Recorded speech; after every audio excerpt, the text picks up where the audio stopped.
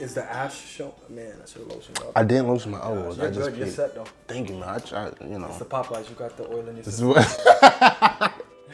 Yo, the Popeye. It's good. All right, man. So what's up, man? Pretty good.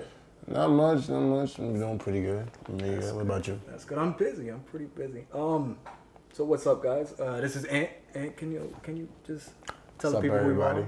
are? Wow, lovely. My name's Anthony Moore. 24 years old. Nice. I currently live in Arbor, New York. It's part of Far Rockaway, part of Queens. There we go. For those of you who really don't know what that is. And Nobody knows what it is. yeah, pretty much. A lot of people are really surprised as to how far Far Rockaway is from the rest of the world. But yeah, I mean, I live out here on my own. I do have 2 housemates that just recently moved in with me. But other than that, you know, just out here doing my thing, working, trying to make things work for you in New York. That's good. Not a lot of 24-year-olds consider they live alone. Yeah, it's surprising. Yo, honestly, you'd be surprised how many people are like impressed by the fact that, wow, you have your own place, you live on your own, and it's just you. It's not just that happy. Yeah, because you know it's hard. It's not easy, especially in a place like New York. It's not easy to really, you know, get your things together in New York. New York, everything is rough. I joke about it all the time. Like we kind of live like this by choice. Like you ever checked any prices upstate? Yeah. Or like down south somewhere? When I tell you down south and even upstate, I mean, the price you pay for an apartment here, you could pay for an entire house. Oh my gosh. Down south in parts of Carolina and things like that. It's ridiculous. Yeah.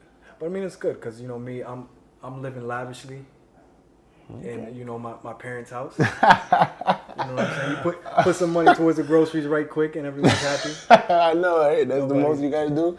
Oh man, what? I wish, honestly, wish I could turn back the time and do that again. But no, I think there's benefits of both. Like, what would you say is the, you know, being outside here? How long has it been since you moved out? It's been a year and 3 months. Yeah, wow. A year and 3 months now. That's a long time.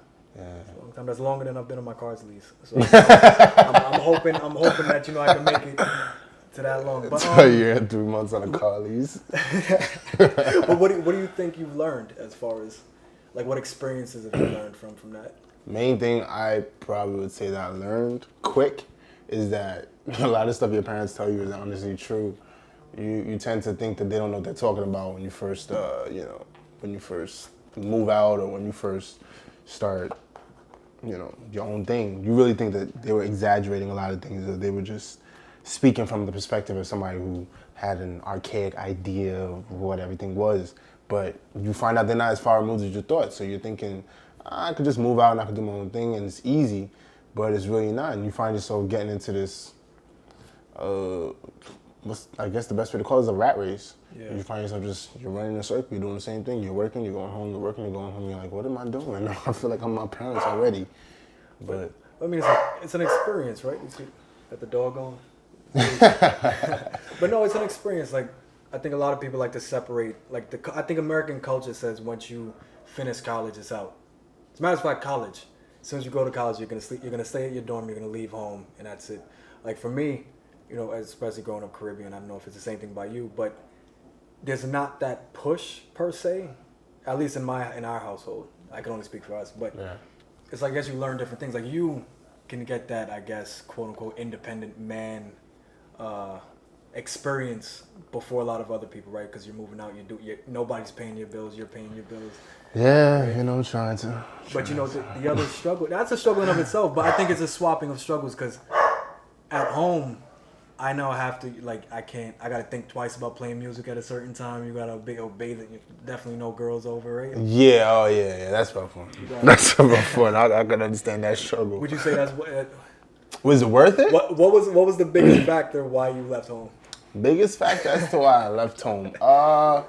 That would probably be the freedom. The freedom, yeah. Freedom is a lot. Not having to really answer to anybody. Yeah, respectfully. Yeah. I mean, we're old. I mean, if this was 100 years, not even 100, if this was 30 years ago, that's how it was. Dudes were 18, 19, 17. Moving out, getting their whole homestead married. And stuff. Like, you got a whole farm. You got like acres of property that you got to take care of on a regular basis. A wife. 2 kids. And we speak about that now and then. We're Yeah, like, every once in a while This we is talk about like it. New York, especially. It's kind of unnatural the fact that we're our age right now, considering for marriage, is like 30. Oh my Oh gosh. my gosh! Flashing lights, everything. It's hard. This is the new age that we live in. You can't really help it. The phone is literally is the source of everything. Everything is on their phone. Everybody has a phone. That's the It's attention, hard that's where because you have to pay attention to it because it's always going off. But Yeah, so, I mean, you know, living on your own, it's definitely an experience that it changes you. It's funny. I was looking because I've done skydiving. Done skydiving. It's pretty awesome. wait, but before you get to that, I just wanted to, if there's a poll done by, I believe, I don't know who it was done, but it was a poll. They were speaking about millennials, and they were like, we'd rather spend our money on experiences rather than actual products. Yes. I don't think that memo came to New York cats, but I think I think there's some truth in it, right? Yeah. Like, if we could put I aside believe the Jordans and the red bottoms and everything, I think that there is some truth to it. Absolutely, because it's you realize at the end of the day that things don't necessarily make you happy. You can have all the red bottoms, all the Jordans, you can have the nicest cars, but if you don't have the fun times that come with it, or if you don't have the fun times, if you don't make the fun times, it doesn't really matter. You know, you can have your own place, but if you're not doing anything fun, if you're just sitting in your place all by yourself, you're not having fun. You're not enjoying yourself. So it's like the experiences mean more because you're actually enjoying your life. Yep. The things you end up working to get the things, then working to keep the things, and all of that. So it's it's better all around when you just really focus on the experiences and the time you spend with those that you care about, and trying to make everybody's life a little better instead of just, oh, let me get the brand new iWatch, or let me get the brand new car, or the nice shoes, because that stuff is not going to do nothing for everybody around me. You would consider that to be one of the most exciting things that you've done so far, right? This year at least? Moving out? No, skydiving. Skydiving. Yeah, that's definitely up there. It's probably it's up there in the top 3. Because it's like a life or death moment. You have the life or death moment when you're looking out at the earth from over 2.5 miles above there, and it's like, am I gonna make it? And that really makes it in a sense worth it. Some people might say it's stupid, but I feel like it's worth it because you're enjoying your life better than the person that never even gave it a shot, or the person that never even thought about trying it. So it's you appreciate life a little more too as well, because you're seeing things from a different perspective, quite literally. But I mean, I think it's subjective, like this idea of fun. Like I have a couple coworkers, they know who they are. You know what Twitch is? Twitch? Yeah, like you sit and you watch other people play games. Nah, I've never seen that. Yeah, it's a big thing. It's a really big thing. But it's like, respectfully, I can't understand that fun. And the same way, like for example, I came with y'all skydiving, right? Right. I was there taking pictures. I'm not jumping out of a plane. I'm not there mentally as yet. But like that to me is I don't really consider that fun. It may be something I might have to be forced to do in order to find out the joy in it. Yeah. But it's like Twitch. Like these guys are watching literally somebody else play a game. There's a live chat going. I can see some of the entertainment, but I just don't get it. So you're literally watching somebody else play like a video game? Yeah. And they're watching them play a video game, and Yeah, they're just it's a huge industry. A ton of people. Really? Yep. You know, it's actually funny. I think I saw my cousin doing that the other day. There we go. Yeah, I think I did. Yeah, but no, it's subjective. Like I find, learning things, not academically. I hate sitting in the classroom. I like learning things hands-on. That's fun to me. Yeah. Like, so it's just, I think we get in this thing of like fun bashing. Where like, first thing I said to my coworkers when they were watching Twitch is, yo, there's nothing fun about that. Mm-hmm. But I'm not seeing things from their angle. Because it's subjective. Yeah. So the way they're seeing it is completely different than the way you're seeing it. So to them, this might be really fun, but to them, actually learning something hands-on is like, that's boring. Exactly. But no, I get that. Yeah. So if you were to tell one thing besides "Stay Fly" that's on your shirt, to your millennials, right? to your fellow. By the way, I don't think anyone really knows what the definition of millennial actually is. I think many people define it as people born after the 1980s or 1990s. Towards the end of the century, I guess that's how you pretty much classify it. Yeah. But what would you? There's a lot of bashing for our generation. What would you consider to be a pro? Of our generation? Like, what's if you could think of the number one thing that if you go outside and meet someone your age, what do you love about them? Generally, I admire their what's the best word for it? I guess it's. You want me to guess? You want me to throw words? Go ahead, throw a word out there. Let's see if you got this. They're swag. They're lit. They're lively.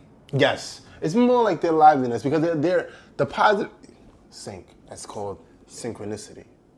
That's what. Look that word up. It's synchronicity. Don't look it up. I think it's synchronicity. What? Sounds right. I think it's synchronicity. And if it's not, I'm that word is patented right now. Synchronicity. There we go. But no, seriously, the outlook of most kids nowadays, it's pretty positive, surprisingly. Mm-hmm. But it's just like everybody's has this idea about, let me go and get it. Mm-hmm. They want to go and get it. You know what I'm saying? Whether they're going and getting it is a different thing, but their outlook, the way that they're just like into whatever they're doing or really just like captivated by what's going on around them it's great. And it's easy to get inspired, honestly, with this new age of information where, everybody's connected. It's easy to really go out and get inspired to either do something or to try to make yourself better because there's so many people that are actually doing it. There's so many people that are putting the work into actually getting it done. And that's one of the best things about this generation as far as I'm concerned because, you can look at the older generations and say, this person, they sat there, they worked every day of their life, they did the same thing. 9 to 5. Same thing for like 40 You know what I'm years, saying? You're like, pension, and you're like, maybe I could do something a little different. And then you look around and you see somebody that's actually doing something different. And you see that it's not just one person, it's not just 10 or 100, there's thousands of people doing it. It's like, wow, maybe I could do that too. And it's really cool. It's really cool. It's really the persistence. I think what I love about a lot of the icons of our time is the persistence. Like, we've seen something from 2014. Can we get is there any way here to check the cameras? We got like a 20 minute time. I'm pretty sure that like everybody just did. They walked out really silently because Yeah, they were really here. They really just let me, did. yeah, but no, what I love about this about us is the icons, right? 2014, something interesting happened. We got a bunch of dudes. You remember when there was a lot of, how do I say this without being offensive? There were a lot of people who traditionally would be called special needs, right? Correct. Became famous on Instagram, Vine, YouTube. And these people were dope. Maybe their appearance was a little off. My appearance is a little off. Me too. But like these people grew to fame somehow. Yeah. Like it's not like you remember back in the day, there's no bridge for back in the day you were either a celebrity or you weren't. Yeah. Nowadays there's these quasi celebrities who's famous not because of their money but because of their persona. If you want to get recognized, depending on what you do with that attention once you get it, we all have, as you pointed out, the cell phone. If you want the attention, you can get it, and the people who are persistent get it. Yeah, that's a fact. And it's funny because that turns to sponsors and that turns. I love how it's just like there's like that shift where you can just like do something that you love. And over time, that can turn into profit. They always say, do what you love, and the money will follow instead of chasing the money. And it's easy to ignore that and just chase the money. But if you really do what you love, you see those people that started years ago. Yep. And you look at them now, and it's like, yo, they look great. But if you really look into their history, you see that they've been doing this for a while. And you're like, oh, they actually did put in the work, and they were actually doing what they loved from back there. But only now is when they're big. They're making big money. They're doing better than somebody that actually just started chasing the money. So And did you see the BET Awards, the red carpet? I did not. It was like every Facebook person, like this like back in the day, the BET Awards was like every famous black person. Yeah. Nowadays, you got Facebook famous people, YouTube famous. So it says something. And they're actually getting out there, which is cool. Yeah. And that goes like I put up a video the other day about embracing the boring, right? What's boring is what's going to lead you to. Watch it. It's a good video. Thank you. I appreciate it. Y'all should watch it. I appreciate all this shit. Yeah, seriously, it's a great video. But I guess it's something that people can relate to because, I mentioned the fight, but nobody sees the Mayweather-McGregor fight. They only see it as the fight of itself. they don't see the legal meetings where people they're probably in an office for hours talking to the legal team, making sure that the money's right. If I die in the ring, what's gonna happen to my kids? What happens to my estate? That's the boring stuff. For real. But you know, That's the stuff that's behind the scenes, all the behind the scenes work that you don't see. The stuff that's not, you know, in front of the camera. You know? It's just the stuff that you don't see, but it's the stuff that actually makes what happens in front of the camera happen, because that stuff would never happen without the little boring stuff that goes in the back. So it's like you gotta embrace the boring, as you were saying. You have to embrace it. But you know, thanks, Sam, for coming through. First episode. I think that I want to name this, you know, the people around me or something like that, because I want to start interviewing a lot of people around me that's, you know, doing big things and have really interesting personalities. So like you want to like do like a segment, so you're gonna have like I'm gonna be number one. Like this is episode 1. Episode 1. So I'm the pilot episode right now. It's a big responsibility. Hold on. The people around me, colon. Is that a semicolon? That's a colon, right? You can see me this camera. Huh? Say it again. The people around me, colon, Anthony. I like that. You like that with the colon? Makes it official. I do. It's like a Netflix original, right? There we go. A Netflix original. Anyway, to wrap it up, thanks guys for watching. This is episode 1. Oh, by the way, I have something interesting coming up in the works. I hope you don't mind me advertising a good thing right now. I have something interesting in the works, which you guys will probably want to see. You know, I don't want to give out too many spoilers, but there's, you know, it's gonna be kind of following my life a little bit more in depthly. So you guys will see that coming up soon. This probably won't be our last time on, you know, for the cameras. I hope the cameras are still recording. If they're not, right? I just did all that for nothing. But yeah, you guys should definitely check us out. You know, follow this guy on whatever platform that he is, because he's great. Post it somewhere. I doubt him. Tag it somewhere in the video. For real. For both of us. So if the button is here, if this is the still button recording, here, yeah. or the button is there, or the button there, would the button be here? Wherever the button is, press the like button, press the share button, okay? You just still ready to probably stop. I think it started over. It was at 2 minutes, 1 minute. We have 1 minute to go. Oh, cool. All right, cool. There we go. Thank you, everybody, ladies and gentlemen. That's Malika behind the camera. Everyone behind her assistant, Taya Darpesh. All of you guys who don't know. PAs, let's be TV, all the production assistants. The little assistants out here, we appreciate all of that. You know, making us look good. The makeup team apparently did not show up to work today, so we're just looking like this. Yeah. But yeah, you know. Cool. So anyway, thanks for watching. That was kind of weird. Cool. Oh. I can't with this guy.